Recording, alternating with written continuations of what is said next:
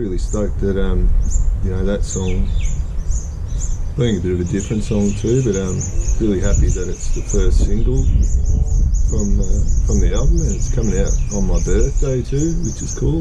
June 16. It's got a bit of a gospel-y kind of vibe going on, which was something that Chris and I have both been quite interested in, dabbling in that kind of music. I think it still sounds like us, but it's just a little bit different. It's I don't know, gospel-ish. I'd flown over to Melbourne to meet up with Chris, and we were going to a couple of Cheap Trick concerts. So we met up with a buddy of his, Nathan. Hey Nathan, how you doing, buddy? And went to the Cheap Trick concert, and unbeknown to me, we actually had the chance to meet the band before the gig. That was mind-blowing for me, because I'm a huge Cheap Trick fan, but Robin Zander's like up there for me as a vocalist. He's easily in my top 5 of all time. And they just turned out to be really nice guys. It was great chatting with them, had a few laughs. Yeah, we've been lucky enough to cross paths with those guys, at shows quite a few times now, and they're always so lovely and down to earth. And then after the gig, we ended up going back to the Cherry Bar where it used to be on AC/DC Lane, and that was great fun, hanging out there, and had a couple of beers, and Robin Zander come and joined us of all things. We nearly didn't go, like we were that close to not going, because we knew we had a recording session the next day to record Richard's vocals on some other songs.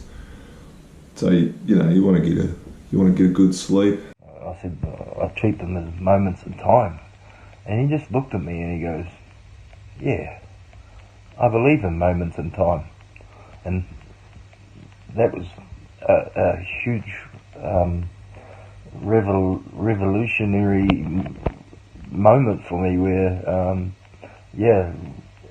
we felt, okay, I'm doing something right here. We're doing something right here. Because if the master here is doing this kind of stuff and is agreeing with what you've got to say about it, then that's pretty special. I think Richard went back to his accommodation where he was staying in the city, and he was wired, I guess, and he couldn't sleep, so he came up with the words that night. I liked that line, I believe in moments in time. It really had a nice ring to it. And I ended up sitting there and coming up with the rest of the words and then just leaving it there. Next day, Chris and I had a recording session where we were working on a song called In These Quiet Moments, and I had a lead vocal to record, and I remember Robin saying, "Well, what the hell are you doing here if you've got this session in the morning?" About 3 or 4 months later, and wound up at Chris's place, and we were working on some backing vocals for the Live to Fight Another Day album, and we had a day spare, and we decided to have a writing session. And we were going to have a go at, I guess, putting music to that song, those lyrics. Chris started playing this really beautiful melody, and I'm humming along in my head, and thought, actually, I've got something that really would suit this.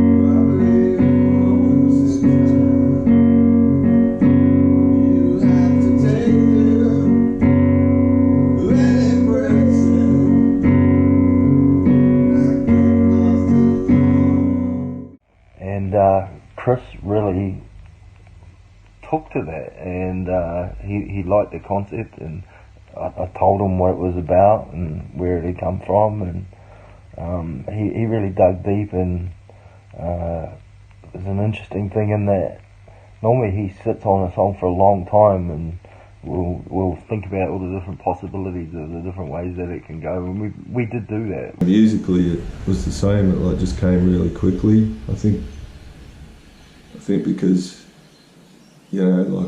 if you're a songwriter and you randomly get, end up in a tiny little bar like the Cherry Bar with your favourite singer in the world for a couple of hours, if you're a songwriter, that's going to inspire you.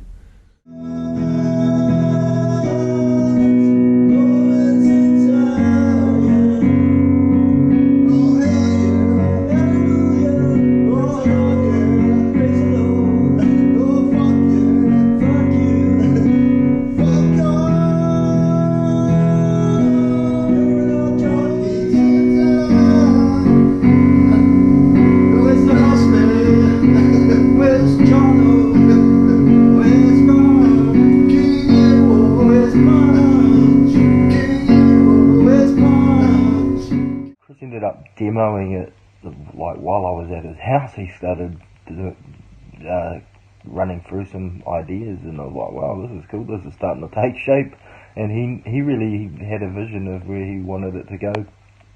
2 days later, I had a demo sitting at home of the finished song. It was good to go.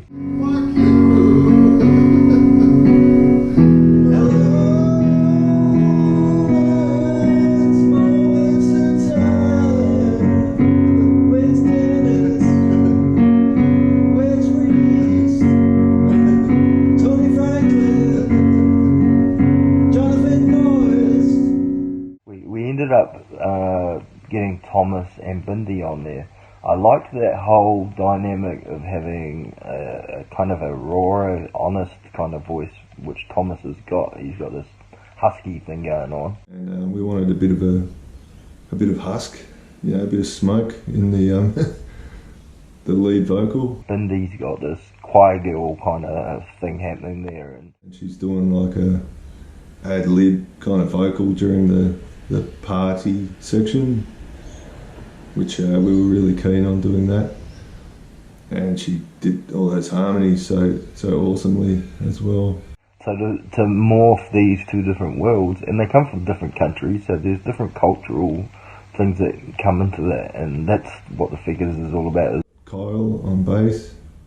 The bass player on this track, Kyle Whalum, on our previous album, he plays with Clarkson, and he actually records with his dad on some jazz music as well. Very eclectic player. Myself on guitar.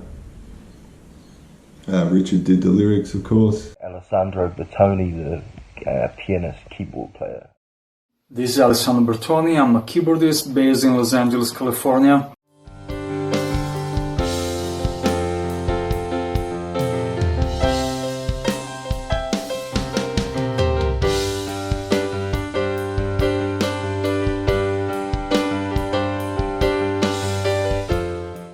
Stoked that he could take my 3 goofy chords and look at those hands.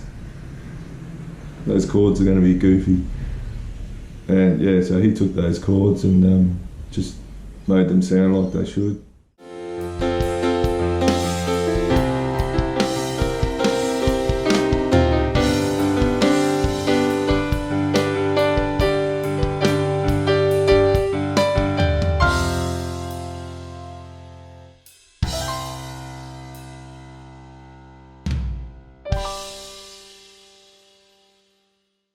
As well as Dennis on the drums, obviously, and the mix. And he also did some congas on this. As songwriters, you really like your music to have a depth to it and a story, and this one has a story all of its own, just in the making of it. Hope people like the song. It's just, another piece of that puzzle, if you will. Pardon the pun.